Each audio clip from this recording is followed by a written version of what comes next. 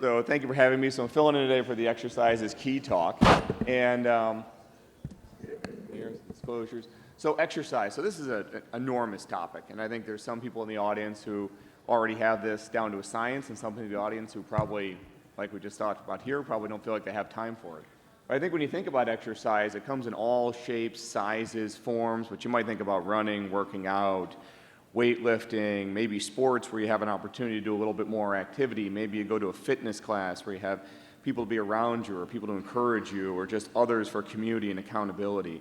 Or maybe you go out and you do some recreational hiking or you do something where you're on vacation. But ultimately you have to find your way, or you maybe end up like this where you just feel like you're just asleep on the treadmill. So the question is should this person be there? Does exercise actually help? Does it make a difference? Is it worthwhile, right? And so when you look at this, it does. So physical activity reduces the risk of multiple things. None of us want, and there are probably comorbidities that are going to raise the rate of all kinds of risk factors. But hypertension, diabetes, coronary artery disease, dyslipidemia, list goes on and on. But doing physical activity decreases these risks, and there's good data on that.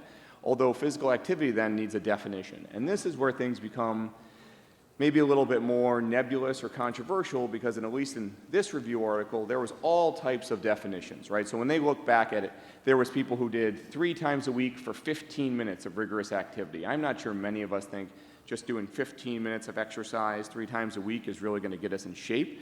But then there were others where it's 2,000 basically calories you're burning per week.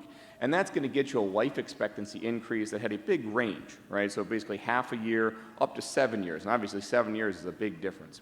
And when they did, the usual question, do they look at comorbidities or confounding variables? And they separated those out.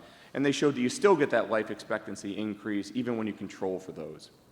So what did it actually break down to? This is just a little graph from that paper just showing the huge decrease in incidence of multiple things, colon cancer, breast cancer, et cetera, from doing those high-level exercise activities regularly during the week, usually 3 times. All right, so how much do I need? Right, so what does the NIH say about this? So adults need approximately 150 minutes, or 2.5 hours, of moderate aerobic activity a week. And this is actually their NIH recommendations. If you say, how do I start? This is the chart they give you off of their site for basically if you're going to have an entry level into becoming more active or exercising. Right? So this starts with walking, and this has got great data, and I think a lot of people are catching on to this right now, that if you walk more or take more steps a day, that this correlates with better health. And that breaking point is about 4,400 steps. So at 4,400 steps, you lowered your risk of dying, as opposed to somebody who only takes 2,700. Now that keeps improving to about 7,500 steps a day, and that benefit may or may not wane after you get to about 10,000, which was a more common previous number.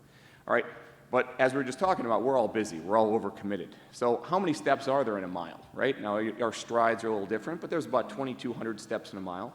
So if we're going to get to our 7,500 steps, right, we're going to end up walking quite a bit, right? The CDC says we walk an average of 2.5 to 4 miles an hour, right? So to get 7,500 steps, we have to walk roughly an hour or more every day. So how do we accomplish these goals? So we get lifestyle choices. So I practice in New York City, and I recently moved from New York to New Jersey, and I'd be remiss to not mention my partner, Evan Flato, who I'm doing this talk for.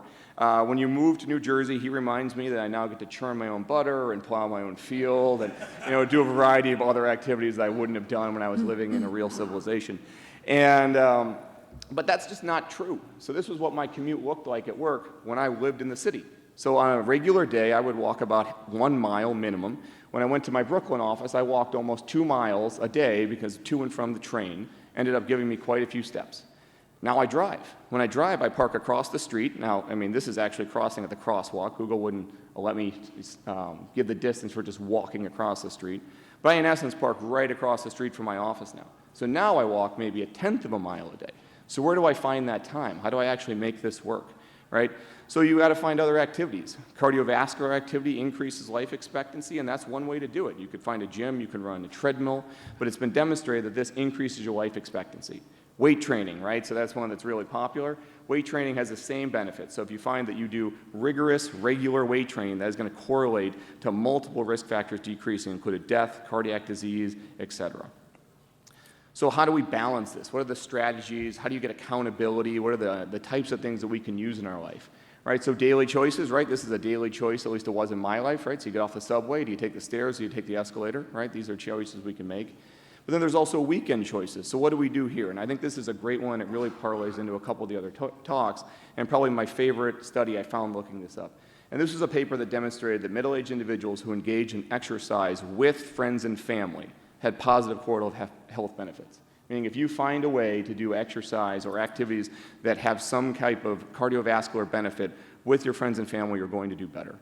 So if you can't, there's other ways to invest. I think the best way I've ever heard of a personal trainer is you're investing in yourself, right? So you're paying someone, maybe it's for accountability, maybe it's to make sure you show up, but it's someone to make sure you actually do this. And technology, there's never been more things to help you. And I Googled Fitbit competitor, and 38 things came up.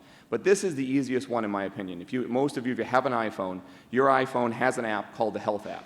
That Health app tells you exactly how far you walked. So this is my iPhone. This is a screenshot of my iPhone like a week or two ago, right? Demonstrating that maybe my move to New Jersey has demonstrated I need to walk a little bit more, but apparently I did on one day.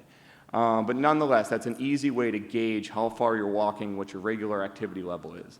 So in conclusion, regular activity or exercise does decrease multiple risk factors that involve in cardiovascular or weight training can do this for you. If you're just looking to start, the easiest way to start is likely walking, and the goal is 4,400 steps. And if you don't know how far you're walking, your phone likely can tell you. We're gonna keep moving.